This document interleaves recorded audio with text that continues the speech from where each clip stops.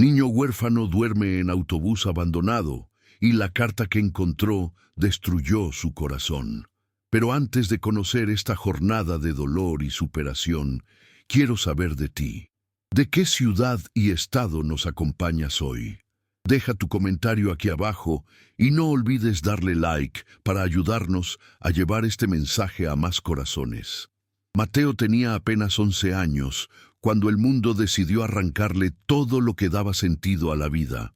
Sus ojos castaños, que antes brillaban con la inocencia de la infancia, ahora cargaban un peso que ningún niño debería conocer. 2 primaveras habían pasado desde aquella tarde gris en que el cielo se derrumbó junto con el edificio en construcción, donde su padre trabajaba como maestro de obras. El ruido ensordecedor del concreto partiéndose aún resonaba en sus pesadillas, mezclado con los gritos ahogados y el olor sofocante de polvo que invadió sus pulmones mientras los escombros lo aprisionaban.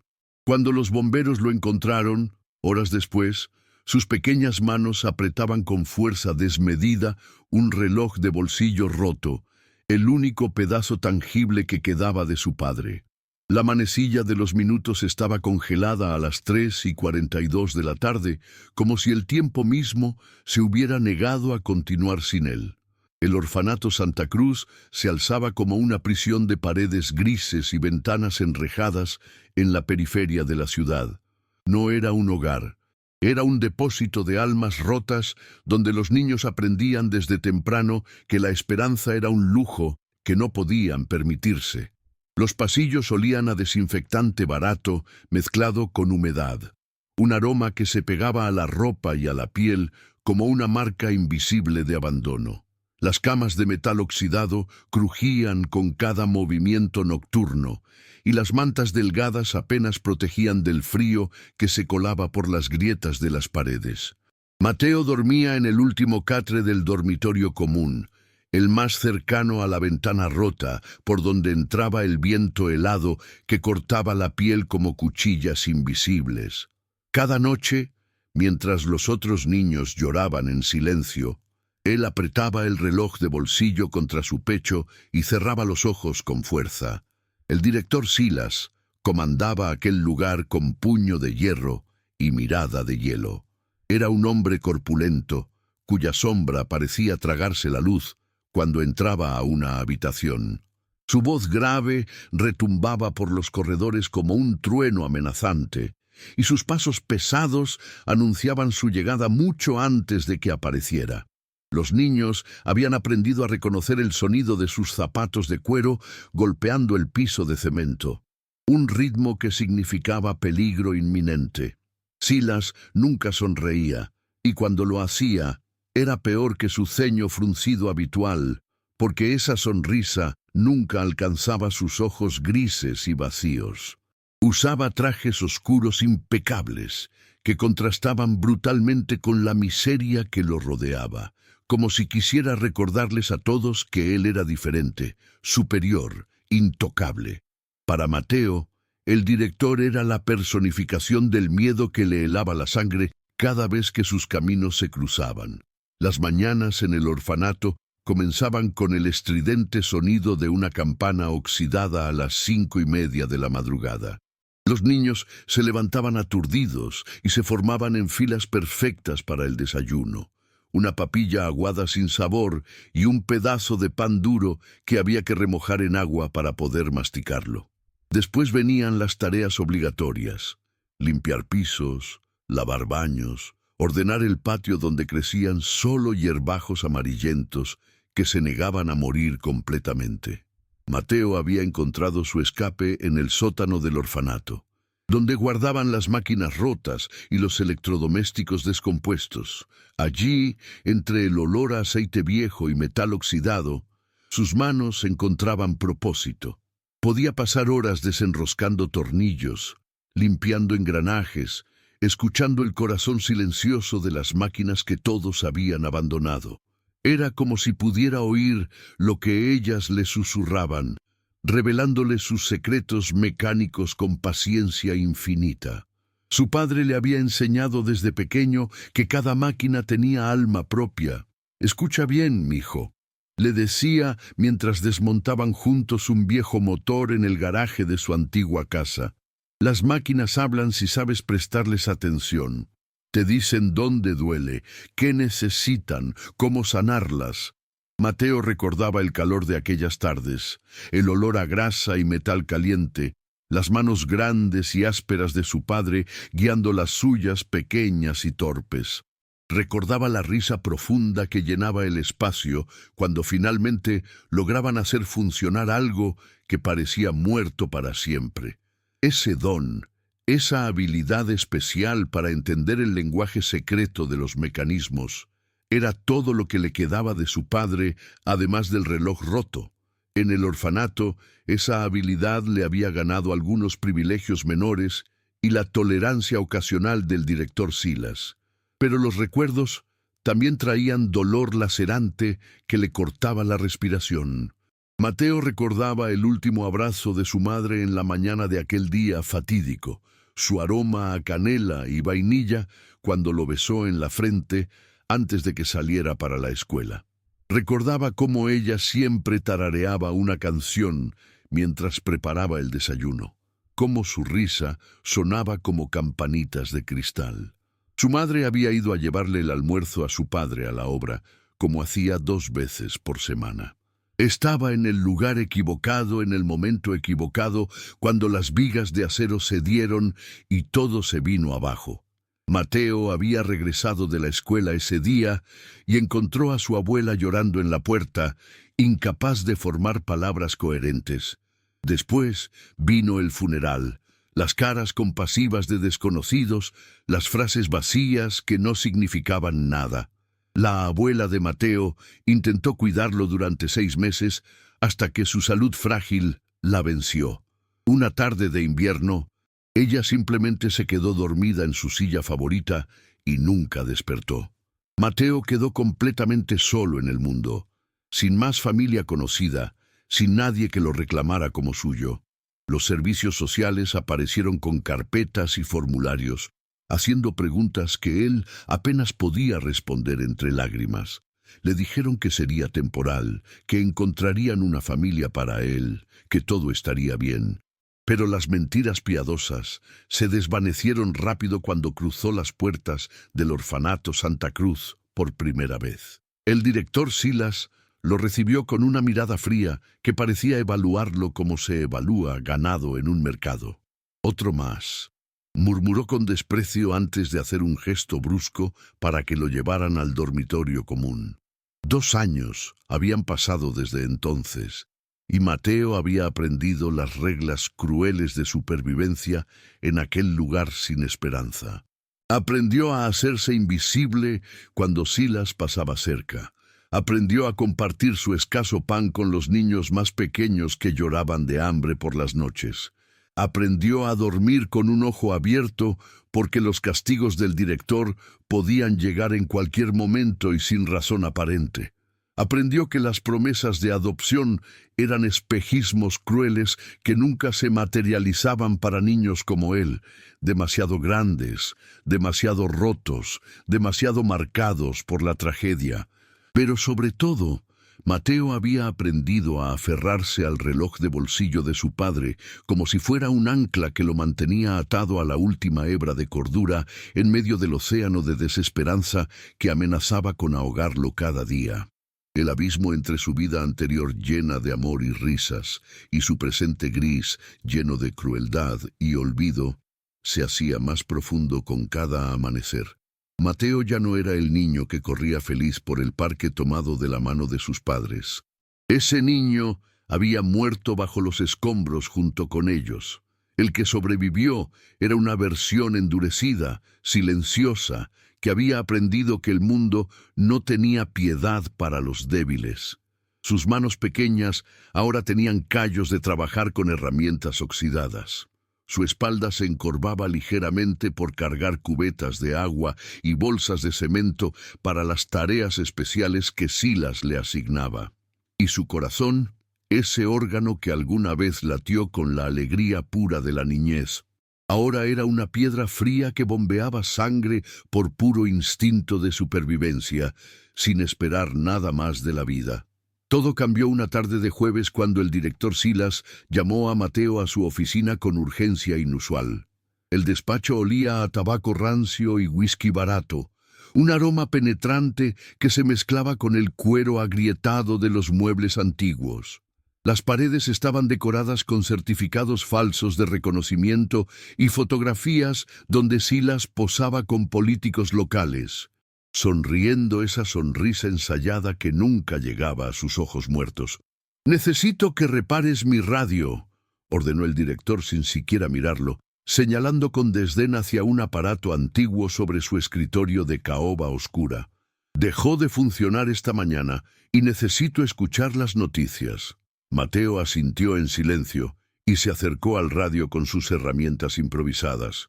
Un destornillador oxidado, un par de alicates y un pedazo de alambre. Sus dedos comenzaron a trabajar con la precisión de un cirujano, desenroscando la carcasa trasera mientras Silas hacía llamadas telefónicas, ignorando completamente su presencia. Mientras trabajaba en los circuitos internos del radio, Mateo notó que había una cinta atascada en el mecanismo del cassette. Con cuidado, logró extraerla y limpiar los cabezales sucios que impedían la reproducción. Al conectar nuevamente el aparato para probarlo, el radio cobró vida con un chasquido eléctrico, pero en lugar de sintonizar alguna emisora, el cassette comenzó a reproducir una grabación que heló la sangre en las venas de Mateo. Era la voz inconfundible del director Silas, pero sonaba diferente, relajada, casi alegre, mientras hablaba con alguien sobre números, transferencias bancarias y algo que mencionaba como mercancía especial. Mateo sintió su corazón acelerarse peligrosamente cuando escuchó nombres. Carlos, Lucía, Andrés. Eran 3 niños del orfanato que habían sido adoptados hacía 2 meses, según les habían dicho a todos. Pero la conversación grabada contaba una historia completamente diferente y aterradora. «Los 3 ya están en la hacienda El Paraíso trabajando en la cosecha», decía la voz de Silas con frialdad escalofriante. «El patrón está satisfecho con la mercancía. Necesitan manos pequeñas para llegar a los frutos más difíciles y estos sirven perfecto. El pago fue depositado como acordamos». La otra voz, distorsionada pero audible, respondía con detalles sobre futuras entregas y precios por niños según la edad y condición física. Mateo sintió que las paredes de la oficina comenzaban a girar a su alrededor. Sus manos temblaban incontrolablemente mientras sostenía el destornillador que amenazaba con caer al suelo. No eran adopciones. Nunca lo fueron. Silas estaba vendiendo a los niños del orfanato como mano de obra esclava a hacendados sin escrúpulos. Y entonces escuchó lo que destrozó completamente su mundo. «Para la próxima semana tengo uno perfecto. 11 años, sano, fuerte, bueno con las manos. Se llama Mateo». El tiempo se detuvo en ese instante. El reloj de pared marcaba las 4:15 de la tarde, pero Mateo sentía que había caído en un abismo sin fondo donde el tiempo perdía todo significado. Su nombre. Habían dicho su nombre. Él era el siguiente en la lista. En menos de una semana sería arrancado del orfanato y llevado a algún lugar remoto para trabajar hasta morir en campos de cultivo bajo el sol despiadado. Nunca más volvería a ver la ciudad. Nunca tendría oportunidad de escapar. Sería otro niño desaparecido del que nadie preguntaría, otra estadística olvidada en un sistema corrupto que no protegía a los más vulnerables. Con las manos todavía temblando violentamente, logró detener la reproducción y extraer el cassette sin hacer ruido. Lo escondió rápidamente en el bolsillo interior de su chaqueta raída, mientras su mente trabajaba a velocidad frenética, tratando de procesar la magnitud de lo que acababa de descubrir. «¿Ya terminaste?». La voz de Silas lo arrancó brutalmente de sus pensamientos paralizantes. Mateo asintió sin poder articular palabra, temiendo que su voz lo traicionara y revelara el terror absoluto que corría por sus venas como veneno. «Entonces, lárgate de aquí», ordenó el director con un ademán despectivo, volviendo su atención a los papeles sobre su escritorio. Mateo recogió sus herramientas con movimientos mecánicos, cada músculo de su cuerpo gritándole que corriera, que huyera inmediatamente de esa oficina antes de que Silas notara algo extraño en su comportamiento. Caminó hacia la puerta con pasos que le parecían demasiado ruidosos, demasiado lentos, sintiendo la mirada del director quemándole la espalda como hierro al rojo vivo. Cuando finalmente cruzó el umbral y cerró la puerta detrás de él, tuvo que apoyarse contra la pared del pasillo porque sus piernas amenazaban con ceder bajo el peso del miedo. Esa noche, Mateo no pudo cerrar los ojos ni un segundo.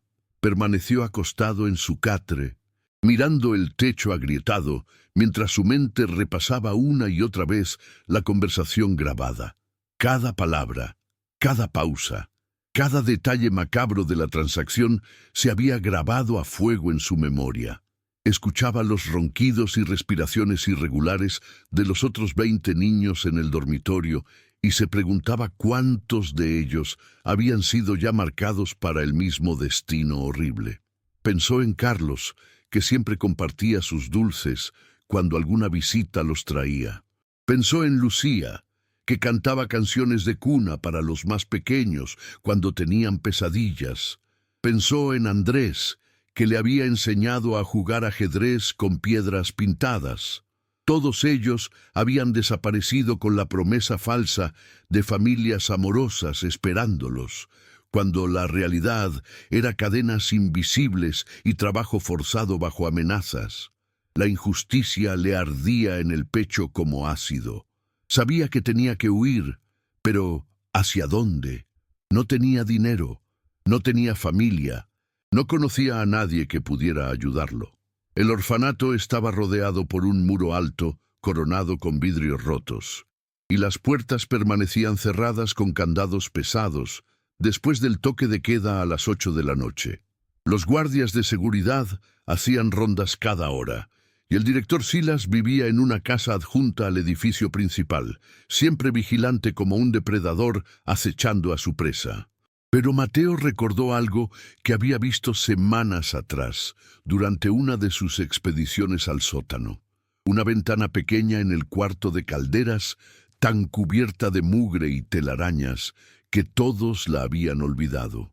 Era estrecha, apenas lo suficientemente ancha para que un niño delgado pudiera pasar, y daba directamente al callejón trasero que conectaba con la calle principal. Podría ser su única oportunidad de escapar antes de que fuera demasiado tarde. Al día siguiente, Mateo comenzó a preparar su fuga con la meticulosidad de un estratega militar. Guardó pedazos de pan duro de cada comida, envolviéndolos en papel de periódico y escondiéndolos en su colchón rasgado. Robó una botella de agua medio vacía del carrito de limpieza y la rellenó en el baño cuando nadie miraba. Encontró un pedazo de cuerda gruesa abandonada en el patio y la cortó en secciones que podría usar si necesitaba escalar o atar algo. Cada movimiento debía ser calculado, cada acción invisible para no despertar sospechas. Silas tenía ojos en todas partes. Los otros empleados del orfanato, algunos niños mayores que actuaban como informantes a cambio de privilegios mínimos. Incluso las paredes parecían tener oídos. Mateo se movía por los pasillos como un fantasma, cumpliendo sus tareas con la cabeza gacha, invisible, intrascendente, mientras por dentro su corazón latía con la furia desesperada de quien sabe que está jugándose la vida.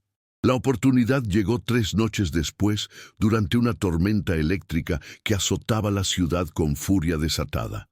Los relámpagos iluminaban el cielo como grietas en el tejido de la realidad, y los truenos retumbaban tan fuerte que hacían vibrar las ventanas. La lluvia golpeaba el techo del orfanato con intensidad apocalíptica, creando un ruido constante que ahogaba cualquier otro sonido. Era la noche perfecta para desaparecer. Mateo esperó hasta las 2 de la madrugada. cuando las rondas de los guardias se hacían más espaciadas porque nadie quería mojarse bajo el diluvio. Con movimientos lentos y silenciosos, se deslizó fuera de su catre, llevando consigo solo lo esencial: el reloj de bolsillo de su padre, el cassette con la evidencia del crimen de Silas, el pan guardado, la botella de agua y una chaqueta delgada que no lo protegería mucho del frío, pero era mejor que nada. Cada paso hacia el sótano era una eternidad de terror puro. El descenso por las escaleras del sótano fue una pesadilla de sombras danzantes y crujidos aterradores. La oscuridad era casi absoluta, rota solo por los ocasionales relámpagos que se colaban por rendijas invisibles. Mateo caminaba con las manos extendidas, tocando las paredes húmedas para orientarse, sintiendo el agua fría que se filtraba por todas partes y empapaba sus zapatos rotos.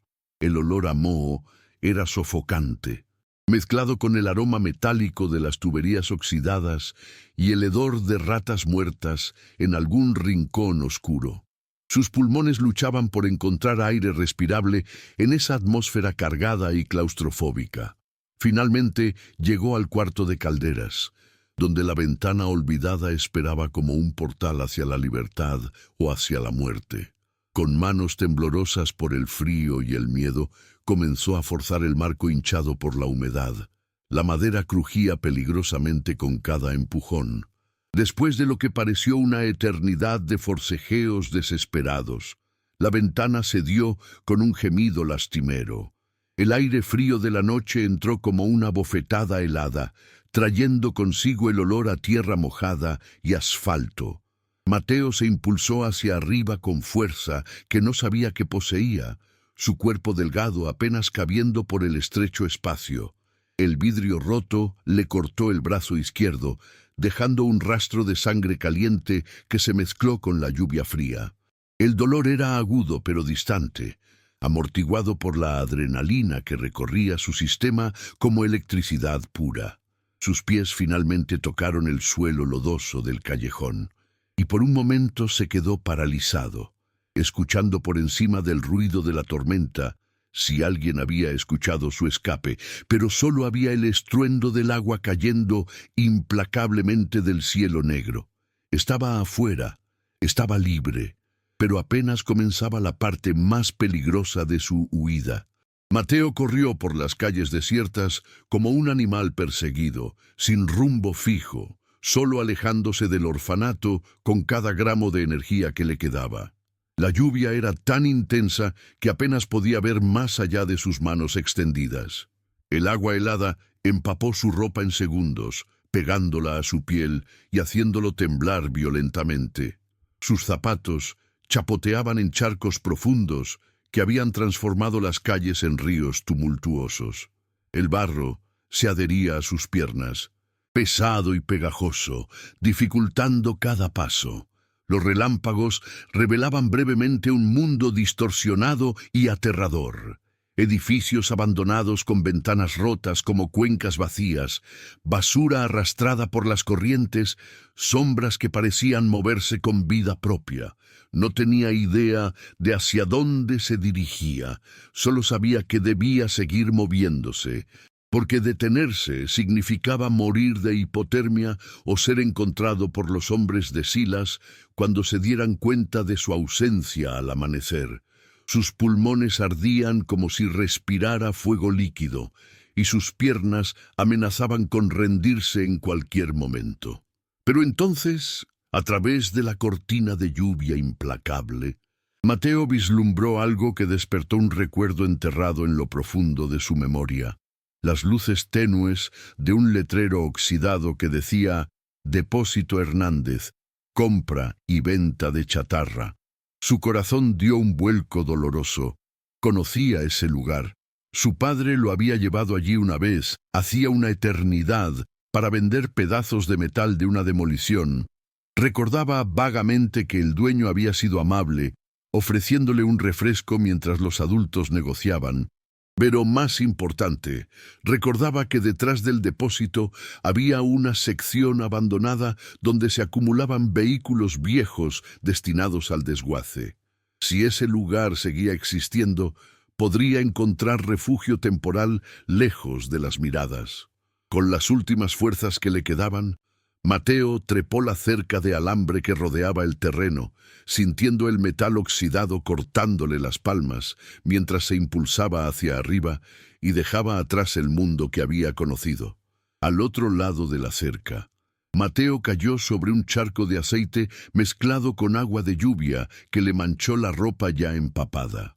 El olor acre a combustible viejo le golpeó las fosas nasales mientras se levantaba con dificultad, sus rodillas raspadas ardiendo por el impacto contra el suelo irregular. La tormenta continuaba azotando sin piedad, pero aquí, entre las montañas de chatarra y vehículos desguazados, había cierta protección contra el viento cortante. Sus ojos se adaptaron lentamente a la oscuridad interrumpida por relámpagos esporádicos, revelando un paisaje apocalíptico de metal retorcido, neumáticos apilados y esqueletos de automóviles que parecían criaturas muertas en un cementerio mecánico. Mateo avanzó tambaleándose entre los restos, sus manos tocando superficies frías y oxidadas, buscando algo, cualquier cosa que pudiera ofrecerle refugio de la lluvia implacable y del frío que ya estaba calando hasta sus huesos. Fue entonces cuando lo vio, parcialmente oculto detrás de una montaña de refrigeradores apilados y cubierto por una maraña de enredaderas que habían crecido salvajemente durante años de abandono. Un autobús escolar antiguo, su pintura amarilla original, apenas visible bajo capas de óxido rojo y verde musgoso que lo hacían parecer parte del paisaje natural. Los neumáticos estaban completamente desinflados, hundiendo el vehículo contra el suelo como si la tierra misma intentara reclamarlo. Las ventanas laterales estaban rotas o cubiertas con tablas de madera podrida, y el parabrisas frontal tenía una grieta en forma de telaraña que dividía el cristal sucio en 1000 fragmentos. El número 402 aún era visible en el costado, pintado con letras negras descoloridas que el tiempo había intentado borrar sin éxito completo. Algo en ese autobús abandonado llamó a Mateo con una fuerza inexplicable, como si una voz invisible le susurrara que allí encontraría lo que necesitaba. Se acercó lentamente, cada paso un esfuerzo monumental contra el agotamiento que amenazaba con tumbarlo. La puerta plegable del autobús estaba entreabierta, atascada por la oxidación, pero con suficiente espacio para que un niño delgado pudiera deslizarse hacia el interior. Mateo empujó con el hombro, sintiendo el metal frío contra su piel empapada, y logró abrirla lo suficiente para entrar. El interior olía a moho, aceite viejo y algo más que no podía identificar, pero que le resultaba extrañamente familiar y reconfortante. Sus zapatos mojados chapotearon sobre el piso de metal cubierto por una capa de hojas secas, excrementos de paloma y polvo acumulado durante décadas. Los asientos rasgados dejaban escapar el relleno amarillento, y del techo colgaban cables sueltos como enredaderas mecánicas, pero estaba seco, relativamente protegido del viento y completamente invisible desde el exterior. Era perfecto. Mateo se arrastró hasta el fondo del autobús, donde el asiento trasero largo ofrecía espacio para acostarse. Con manos temblorosas por el frío y la exhaustión, se quitó la chaqueta empapada y la escurrió lo mejor que pudo antes de usarla, como almohada improvisada. Su cuerpo temblaba violentamente, los dientes castañeaban de forma incontrolable, y sentía que nunca volvería a entrar en calor. Sacó del bolsillo el reloj de bolsillo de su padre y lo apretó contra su pecho, como había hecho 1000 noches en el orfanato, buscando ese consuelo mínimo que le recordaba que una vez había sido amado. Las lágrimas comenzaron a brotar sin permiso, mezclándose con el agua de lluvia que todavía goteaba de su cabello. Por primera vez, desde que había descubierto la verdad sobre Silas, permitió que el terror absoluto que había estado conteniendo se derramara libremente. Lloró por todo lo que había perdido, por todo lo que nunca tendría. Pero incluso, en medio del llanto desconsolado, algo en el autobús captó su atención. Un destello metálico revelado por un relámpago que iluminó brevemente el interior. Mateo se incorporó lentamente, limpiándose las lágrimas con el dorso de la mano, y miró hacia donde había visto el brillo. En el piso, cerca del asiento del conductor, había una placa de metal suelta que no encajaba con el resto de la estructura oxidada. Parecía deliberadamente colocada, como si alguien hubiera querido ocultar algo debajo. Con curiosidad mezclada con aprensión, Mateo se arrastró hacia adelante y comenzó a aflojar los tornillos que sostenían la placa. Estaban ajustados, pero no imposibles de remover con sus dedos acostumbrados a trabajar con maquinaria. Uno por uno fueron cediendo hasta que finalmente pudo levantar la pieza de metal y revelar lo que escondía debajo. Allí, en un compartimento oculto cuidadosamente excavado en el piso del autobús, reposaba una maleta de cuero marrón oscuro. Estaba cubierta de polvo, pero sorprendentemente bien preservada, como si alguien hubiera tomado medidas especiales para protegerla de la humedad y el paso del tiempo. Las hebillas de bronce aún brillaban tenuemente, y las iniciales R y Ben estaban grabadas en el centro con letras elegantes. El corazón de Mateo comenzó a latir descontroladamente. R. B. Rodrigo Vega. Esas eran las iniciales de su padre. Pero, ¿cómo era posible? ¿Qué hacía una maleta de su padre escondida en un autobús abandonado en un depósito de chatarra al otro lado de la ciudad? Sus manos temblaban tanto que apenas podía desabrochar las hebillas. Cuando finalmente lo logró y abrió la tapa, el olor a cuero viejo y papel antiguo escapó como un suspiro liberado después de años de prisión. Dentro de la maleta había papeles cuidadosamente organizados en carpetas de manila, planos arquitectónicos enrollados, fotografías y, sobre todo, una carta manuscrita con la letra inconfundible de su padre. Mateo la reconoció inmediatamente porque esa misma letra había firmado tarjetas de cumpleaños y notas de almuerzo durante toda su infancia. Con dedos temblorosos y lágrimas nublando su visión, tomó la carta y comenzó a leer bajo la luz intermitente de los relámpagos que se colaban por las ventanas rotas. «Mi querido Mateo», comenzaba la carta. Y esas 3 palabras fueron suficientes para partir su corazón en 1000 pedazos. Era como escuchar la voz de su padre desde el más allá, atravesando el tiempo y la muerte para alcanzarlo en su momento de mayor desesperación. Las lágrimas cayeron sobre el papel amarillento mientras continuaba leyendo cada palabra con hambre voraz. Si estás leyendo esto, significa que algo me ha pasado y que de alguna manera encontraste nuestro proyecto secreto. Este autobús no es solo un vehículo abandonado, hijo. Es mi sueño hecho realidad, o al menos lo sería si hubiera tenido más tiempo. Durante el último año, he estado trabajando secretamente en convertir este viejo autobús escolar en una biblioteca móvil para niños que viven en los barrios más pobres de la ciudad. Tu madre y yo soñábamos con llevar libros, esperanza y educación a aquellos que no tienen acceso a ellas. Compramos este autobús con nuestros ahorros y lo escondimos aquí mientras lo restauraba poco a poco. Quería sorprenderte cuando estuviera terminado, e imaginar tu cara cuando te mostrara que dentro de esta carcasa oxidada había un mundo de historias esperando ser descubiertas. Mateo tuvo que detenerse, su garganta cerrada por la emoción que amenazaba con asfixiarlo. Su padre había tenido sueños, planes, un futuro que incluía hacer del mundo un lugar mejor.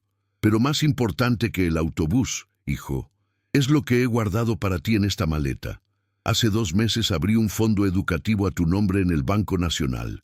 He depositado todo el dinero extra que pude ahorrar durante los últimos 5 años, trabajando horas extra y fines de semana. Son 25,000 pesos, suficiente para pagar tu universidad completa y darte un comienzo en la vida. Los documentos del fondo están aquí, junto con mi testamento, donde especifico que ese dinero es solo tuyo, intocable por cualquiera excepto tú cuando cumplas 18 años, o en caso de emergencia comprobada. Tu abuela es la tutora designada, y el contador de la familia, el señor Silas Romero, tiene una copia de todos los documentos como respaldo. Mateo sintió que el mundo se detenía abruptamente. Silas Romero, el director Silas, el monstruo que controlaba su vida, era el mismo hombre que su padre había confiado como contador de la familia. El siguiente párrafo destrozó completamente lo que quedaba del corazón de Mateo. Confío en el señor Romero porque ha manejado las finanzas de la empresa de construcción donde trabajo desde hace años y siempre ha sido honesto y profesional. Sé que si algo me pasara, él se aseguraría de que tú y tu madre estén protegidos. La ironía cruel de esas palabras era como un cuchillo retorciéndose en una herida abierta. Su padre había confiado en Silas. Le había entregado la información de sus ahorros, la seguridad financiera de su familia, sin saber que estaba poniendo a su hijo en las garras de un depredador sin escrúpulos. Mateo ahora entendía toda la horrible verdad. Cuando murieron sus padres y luego su abuela, Silas no solo robó el dinero del fondo educativo, sino que falsificó documentos para hacer parecer que la familia Vega no tenía recursos. Presentó a Mateo ante los servicios sociales como un indigente sin herencia para justificar su ingreso al orfanato. Pero, ¿por qué llevarlo al orfanato en lugar de simplemente robar el dinero y desaparecer? La respuesta golpeó a Mateo con la fuerza de un martillo. Porque Silas tenía un negocio más lucrativo.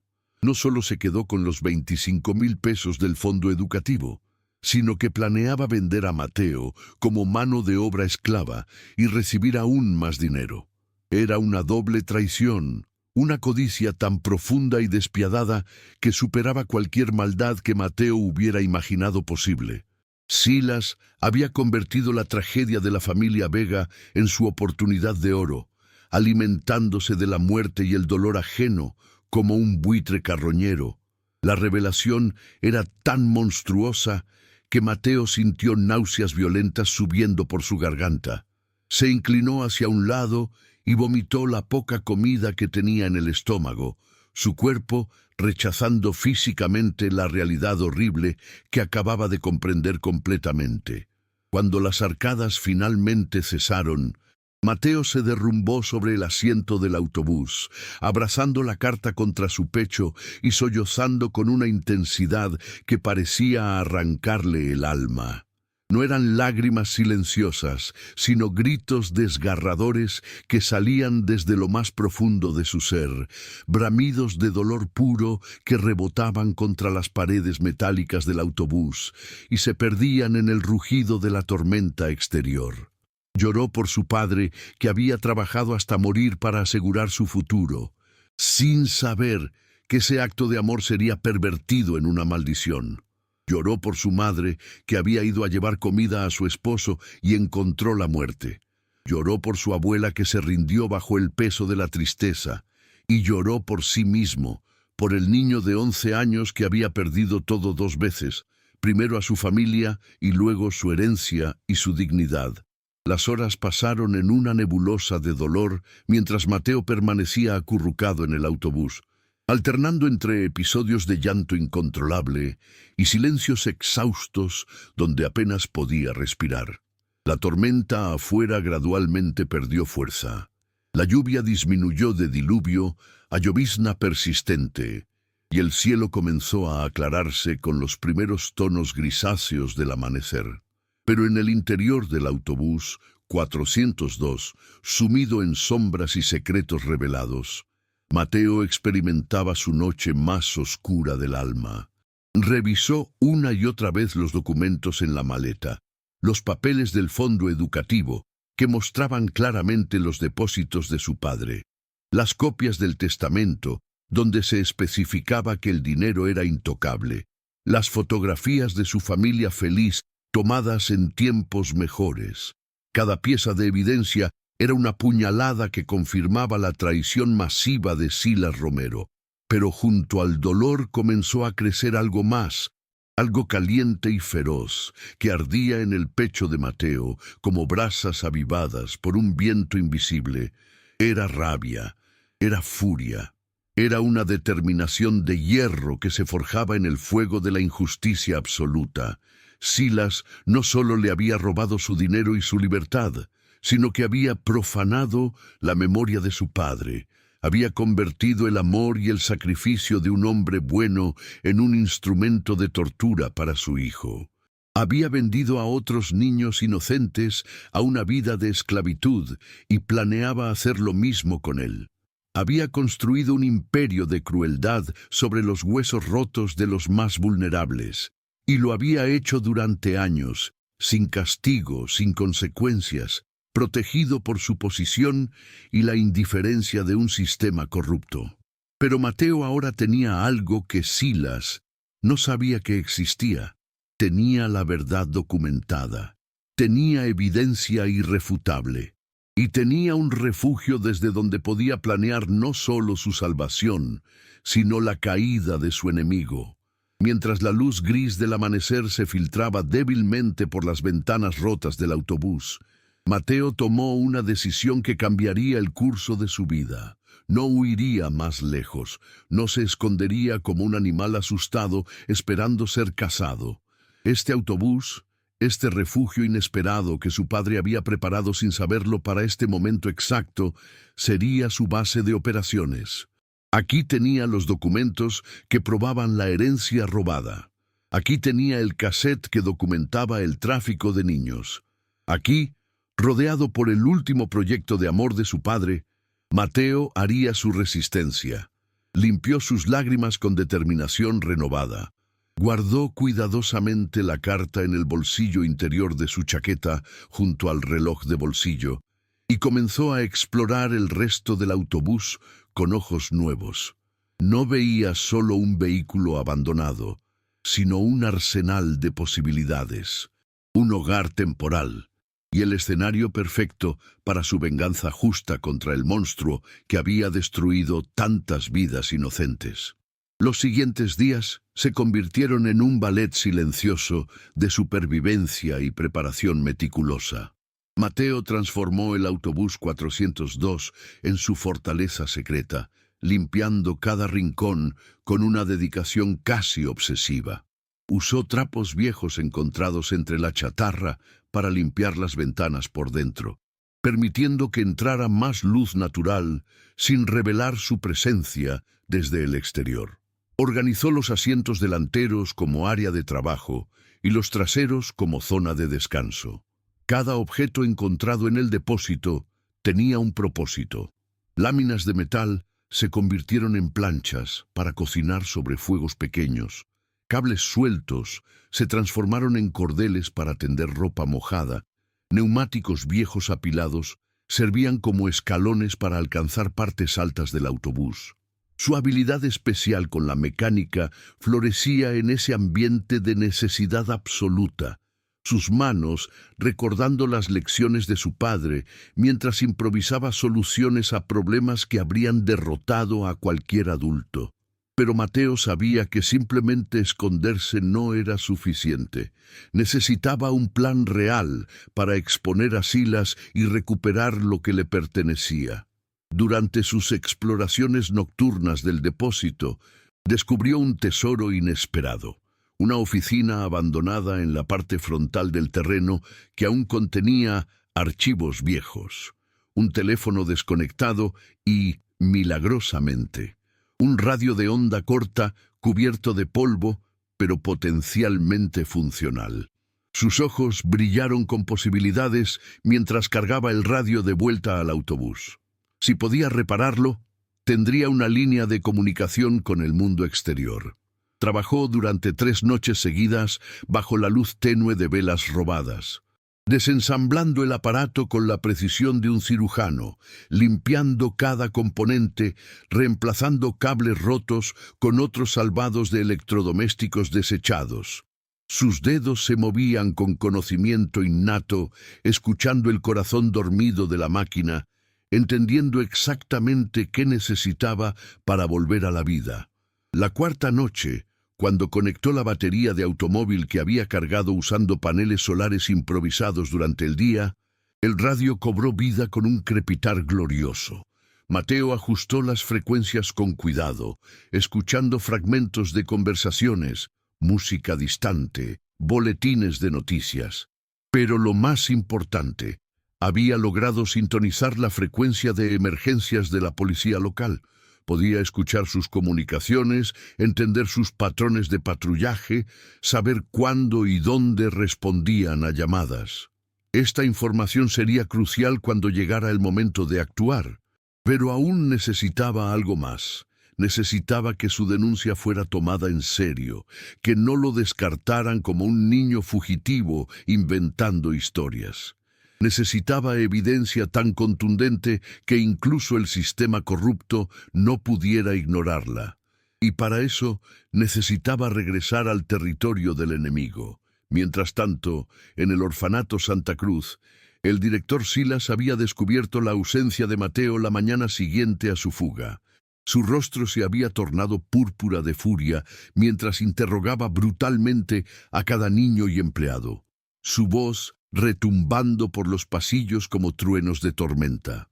Había enviado a sus hombres a buscar por toda la ciudad, ofreciendo recompensas por información, amenazando a cualquiera que pudiera estar ocultando al fugitivo. Pero Mateo había desaparecido como humo, sin dejar rastro alguno. Lo que más enfurecía a Silas era que el casete incriminador también había desaparecido. El director sabía exactamente lo que esa cinta contenía y el peligro mortal que representaba en las manos equivocadas. Había volteado su oficina buscándola frenéticamente, pero era evidente que Mateo la había tomado. Por primera vez en años, Silas sentía el frío mordisco del miedo genuino en su espalda.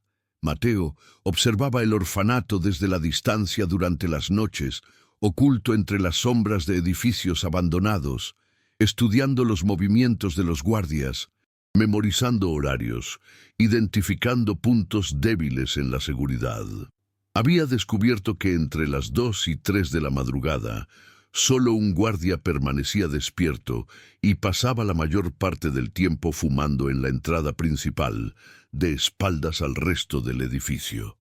Las cámaras de seguridad eran viejas y muchas ni siquiera funcionaban, solo servían como elementos disuasivos.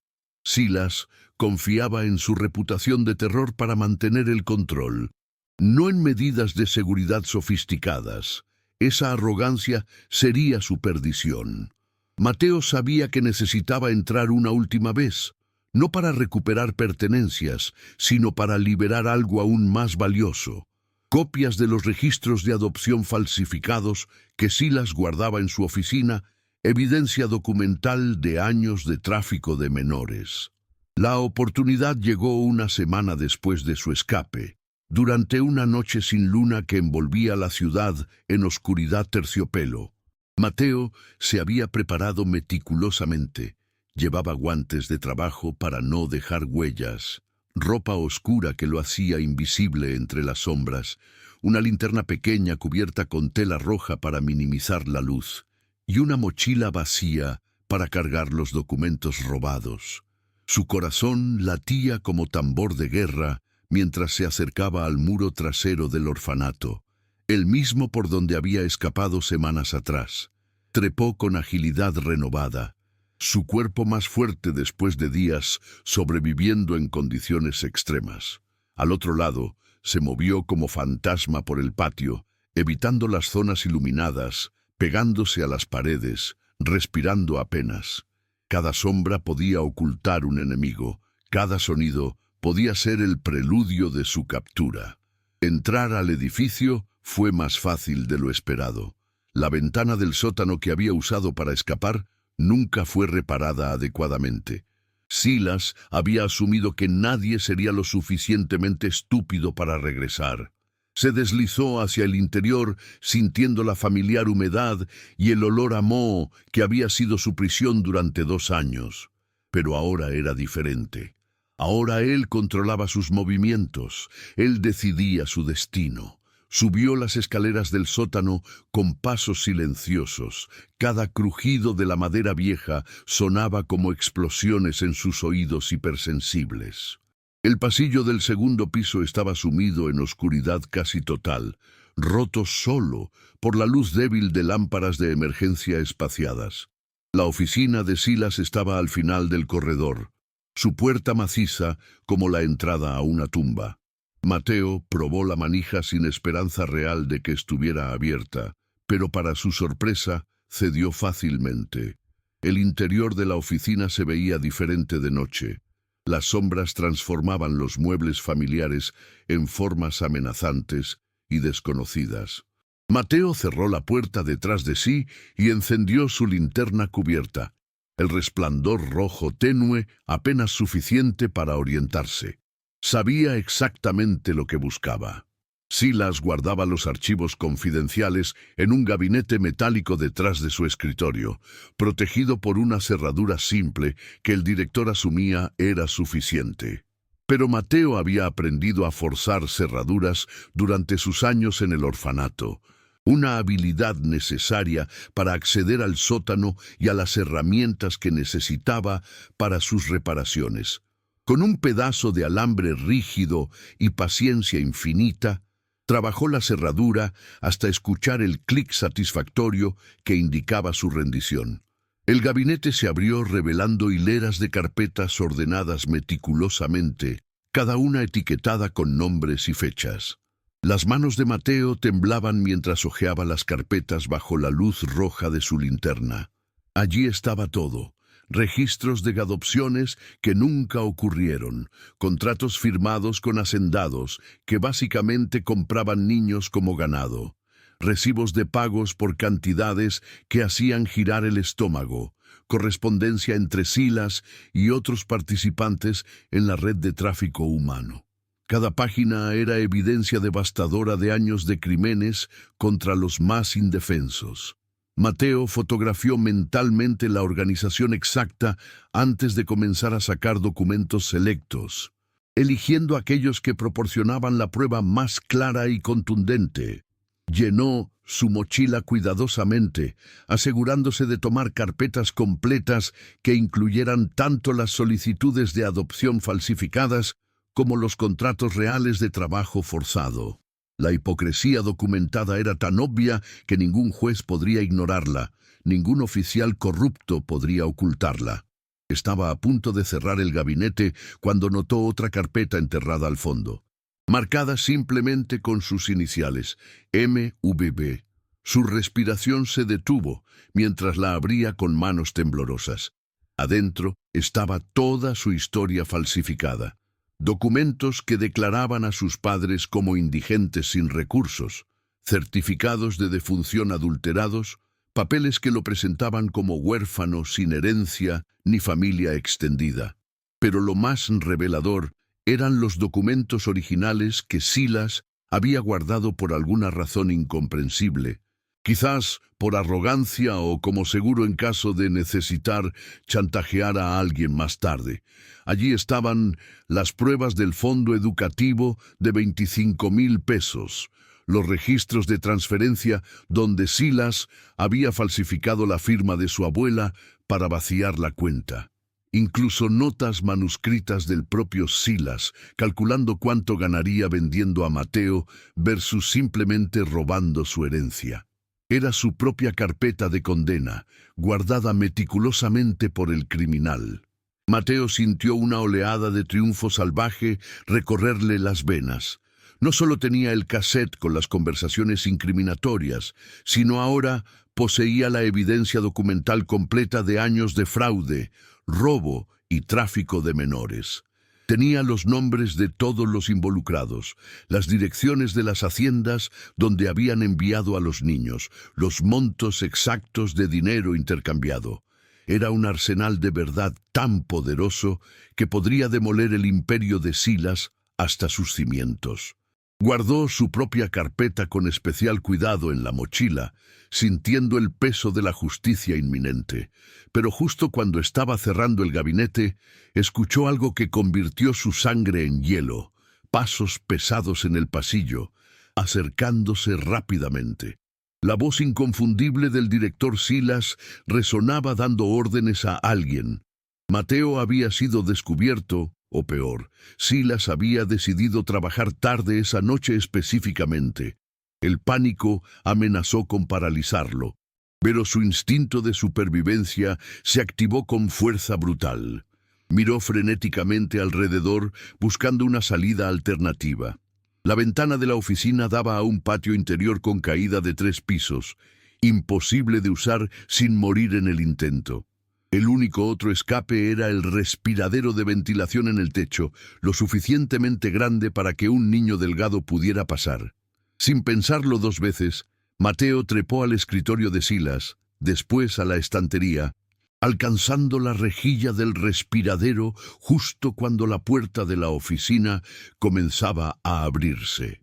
Con fuerza desesperada, arrancó la rejilla, que cedió con un chirrido metálico agudo. Se impulsó hacia arriba introduciéndose en el ducto de ventilación segundos antes de que Silas entrara a la oficina. Desde su escondite estrecho y oscuro, escuchó la explosión de furia cuando el director notó el gabinete abierto y las carpetas faltantes. Los gritos de Silas resonaban por todo el edificio mientras ordenaba un registro completo inmediato. Mateo se arrastraba por los ductos de ventilación, su cuerpo apenas cabiendo en el espacio claustrofóbico. La mochila con los documentos robados, enganchándose constantemente en las esquinas metálicas. El aire era sofocante, cargado de polvo que le hacía difícil respirar sin toser y revelar su posición. Podía escuchar abajo el caos de guardias corriendo, puertas siendo golpeadas, niños siendo despertados e interrogados brutalmente. El metal del ducto vibraba con cada movimiento, amenazando con delatar su ubicación. Siguió adelante guiándose solo por el tacto y la memoria de la estructura del edificio, buscando desesperadamente una salida que no lo devolviera directamente a los brazos de Silas. Sus rodillas y codos quedaban en carne viva al arrastrarse por el metal áspero, pero el dolor era distante, amortiguado por la adrenalina. Después de lo que pareció horas, pero fueron probablemente solo 20 minutos de arrastrarse por los ductos, Mateo encontró una rejilla que daba al exterior del edificio, en el lado norte que daba a un callejón estrecho. Pateó la rejilla con ambos pies hasta que cedió con un estruendo que seguramente alertó a medio orfanato de su posición. No importaba ya, necesitaba salir inmediatamente. Se dejó caer desde el ducto hacia el callejón, cayendo de forma torpe sobre su hombro, que crujió con un dolor explosivo. No se detuvo a evaluar el daño, solo corrió cojeando hacia la oscuridad, mientras escuchaba gritos y sirenas comenzando a sonar detrás de él. Silas había activado la alarma completa. Toda la operación del director estaba en riesgo ahora, y Mateo sabía que no descansarían hasta encontrarlo y recuperar los documentos robados. La cacería había comenzado en serio. Mateo corrió por calles laterales y callejones oscuros, con el hombro dislocado ardiendo como fuego líquido. Cada respiración era una puñalada de dolor en su costado. Podía escuchar vehículos patrullando, voces llamándolo, perros ladrando en la distancia. Silas había movilizado todos sus recursos para esta búsqueda, pero Mateo conocía la ciudad mejor que ellos, conocía los rincones olvidados, los pasajes secretos que solo los niños de la calle descubren. Se movía como animal herido pero determinado, dejando un rastro mínimo, cambiando de dirección constantemente, usando cada truco de evasión que había aprendido durante años de sobrevivir en las calles antes de su captura. Cuando finalmente llegó al depósito de chatarra al amanecer, estaba al borde del colapso. Trepó la cerca con su brazo bueno, cayó del otro lado y se arrastró hasta el autobús 402, donde se derrumbó exhausto pero victorioso. Abrazando la mochila con los documentos robados como si fuera el tesoro más preciado del mundo. Mateo pasó los siguientes 2 días recuperándose en el autobús. Su cuerpo destrozado, pero su espíritu más fuerte que nunca. Había logrado recolocar su hombro dislocado, usando técnicas que recordaba vagamente de un manual de primeros auxilios que su padre guardaba en casa. El dolor fue cegador pero necesario. Mientras su cuerpo sanaba, su mente trabajaba en el plan final. Tenía toda la evidencia que necesitaba, el cassette con las conversaciones incriminatorias, los documentos robados que probaban años de fraude y tráfico, su propia carpeta mostrando el robo de su herencia, pero necesitaba entregarla a las personas correctas, no a oficiales locales que podrían estar en el bolsillo de Silas. Usando el radio de onda corta que había reparado, Mateo sintonizó frecuencias de medios de comunicación hasta encontrar la estación de una periodista de investigación conocida por exponer casos de corrupción. Su nombre era Patricia Andrade, y su programa había derribado políticos y empresarios corruptos con reportajes devastadores que no podían ser silenciados. La noche del contacto, Mateo transmitió un mensaje codificado en la frecuencia del programa, usando términos técnicos de radio que sabía que captarían la atención de los operadores. Tengo evidencia de tráfico de menores en Orfanato Santa Cruz, director Silas Romero, documentos, grabaciones, nombres completos, niños vendidos a haciendas, fraude masivo. Necesito protección para testificar.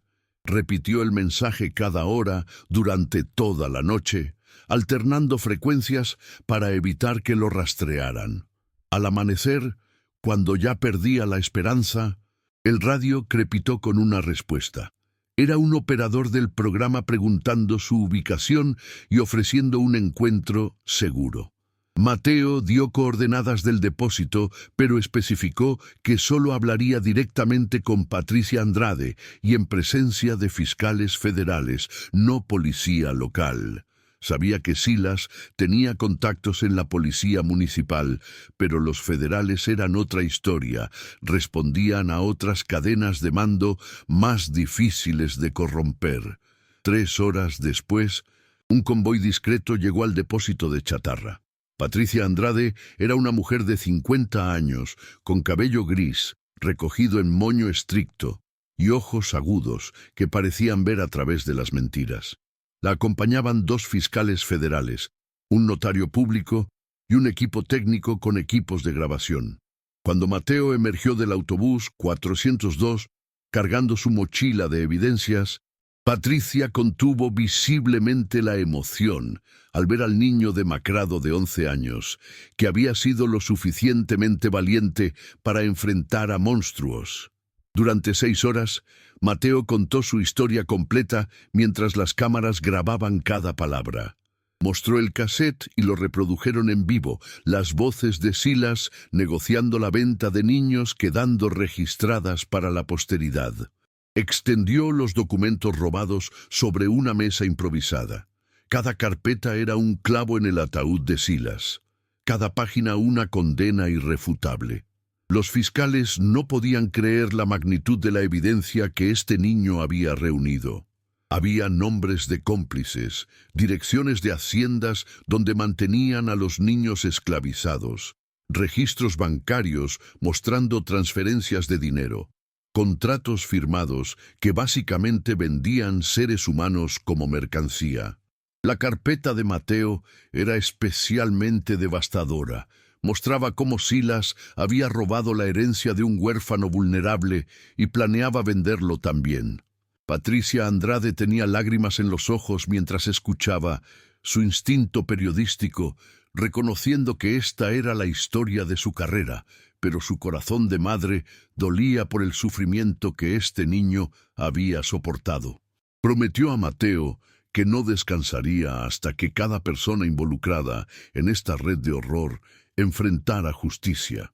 Los fiscales emitieron órdenes de arresto inmediatas y equipos especiales fueron despachados simultáneamente al orfanato y a las haciendas identificadas en los documentos. El arresto del director Silas Romero fue transmitido en vivo por todos los canales de noticias nacionales. Las cámaras capturaron el momento exacto cuando agentes federales irrumpieron en su oficina mientras intentaba quemar documentos incriminatorios que había guardado como seguro. Su rostro, siempre tan controlado y amenazante, se desmoronó en pánico absoluto cuando le leyeron los cargos: tráfico de menores, fraude, malversación de fondos, falsificación de documentos, trabajo forzado, asociación delictuosa.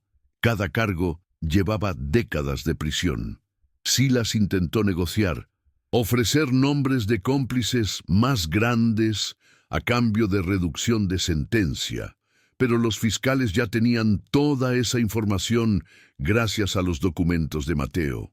No había salida, no había negociación posible. Mientras lo esposaban y lo arrastraban fuera del orfanato, los niños observaban desde las ventanas con expresiones mezcladas de alivio y asombro. El monstruo que había controlado sus vidas con terror absoluto era solo un hombre patético llorando y suplicando misericordia que nunca había mostrado a nadie.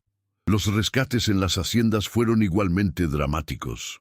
Equipos de rescate encontraron a 27 niños del orfanato trabajando en condiciones infrahumanas.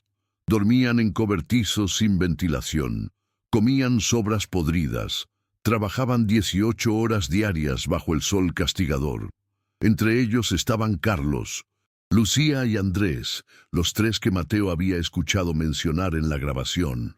Cuando vieron a los agentes federales, muchos niños pensaron inicialmente que era otro traslado a un lugar peor, y comenzaron a llorar aterrorizados. Pero cuando les explicaron que venían a liberarlos, que el director Silas había sido arrestado y que un niño valiente había expuesto toda la operación criminal, la incredulidad dio paso a lágrimas de alivio. Carlos preguntó inmediatamente por Mateo, queriendo agradecer al amigo que los había salvado. Los dueños de las haciendas fueron arrestados en el acto, sus propiedades confiscadas como evidencia, sus negocios cerrados permanentemente mientras enfrentaban sus propios juicios por crímenes contra la humanidad. El caso se convirtió en escándalo nacional que sacudió los cimientos del sistema de protección infantil. La historia de Mateo Vega, el niño huérfano que durmió en un autobús abandonado y encontró la carta que destruyó y luego salvó su corazón, se volvió símbolo de resistencia contra la corrupción institucional. Patricia Andrade ganó premios nacionales de periodismo por su cobertura exhaustiva del caso. Los fiscales utilizaron la evidencia de Mateo para desmantelar una red de tráfico que se extendía a 5 estados y había operado durante más de una década. 29 personas fueron arrestadas en total, incluyendo funcionarios gubernamentales, trabajadores sociales corruptos y hacendados. Las sentencias fueron severas. Silas recibió 45 años sin posibilidad de libertad condicional. Su imperio de crueldad había sido demolido completamente por un niño de 11 años con manos hábiles y corazón inquebrantable. Pero para Mateo, la verdadera justicia vino cuando los tribunales reconocieron oficialmente el robo de su herencia y ordenaron la restitución completa con intereses acumulados. Los 25,000 pesos que su padre había ahorrado se habían convertido en 32,000 después de años en la cuenta bloqueada. Además, el Estado le otorgó compensación adicional por los años de sufrimiento indebido en el orfanato. Con ese dinero y bajo tutela temporal de Patricia Andrade, quien se había encariñado profundamente con el niño valiente, Mateo tomó la decisión que cambiaría no solo su vida, sino la de cientos de otros niños. Compró el terreno del depósito de chatarra donde había encontrado refugio y comenzó a trabajar en el sueño inconcluso de su padre.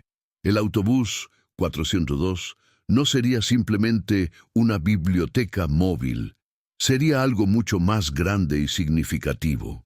Durante los siguientes 2 años, con ayuda de arquitectos voluntarios, trabajadores de construcción inspirados por su historia y donaciones que llegaban de todo el país, Mateo transformó el depósito en la Fundación Caminos de Luz, un centro de capacitación y refugio para niños huérfanos y en situación de calle.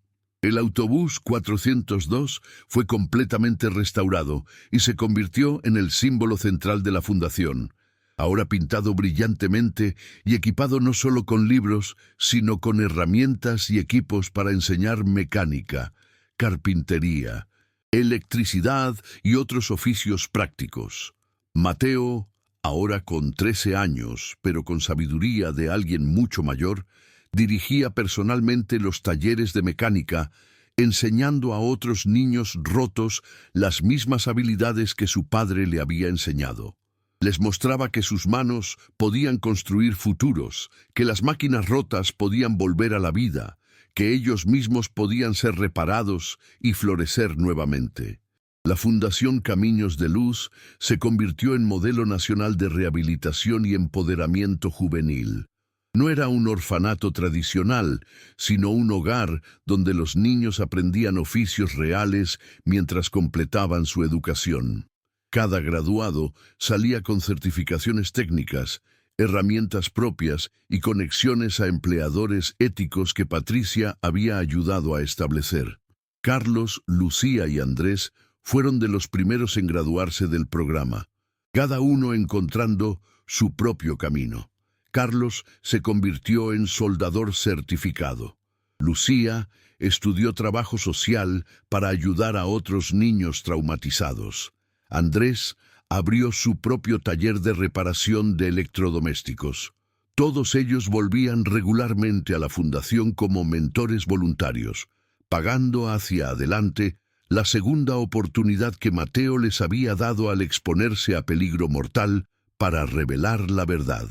En el 5º aniversario de la fundación, Mateo se paró frente al autobús 402 restaurado, ahora de 16 años, y listo para comenzar sus propios estudios universitarios en ingeniería mecánica con una beca completa.